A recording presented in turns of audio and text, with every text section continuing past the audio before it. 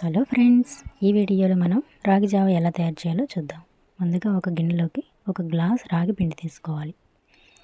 ఇందులో 3 గ్లాసులు వాటర్ పోసుకోవాలి. దీనిని ఉండలు లేకుండా ఇట్లాగా కలుపుకొని పక్కన పెట్టుకోవాలి. మరొక గిన్నెలోకి రాగి జావ తీసుకున్న గ్లాస్ తోటి 3 గ్లాసులు వాటర్ తీసుకోవాలి. ఈ వాటర్ని స్టవ్ మీద పెట్టి మరిగించుకోవాలి.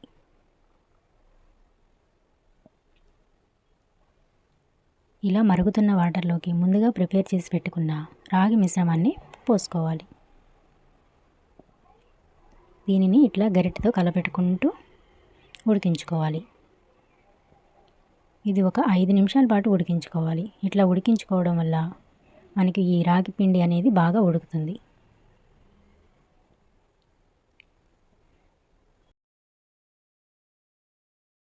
రాగి జావని ప్రతిరోజు ప్రిపేర్ చేసుకొని తాగాలి. ఇది ఎముకలకి ఎంతో బలం. ఇప్పుడు స్టవ్ ఆఫ్ చేసుకొని దీనిని పూర్తిగా చల్లారించుకోవాలి.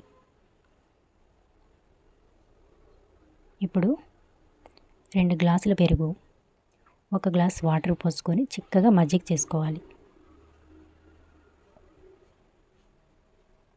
ఈ రాగి మిశ్రమం చల్లారిపోయింది. ఇందులోకి ఈ మజ్జిగని పోసుకోవాలి.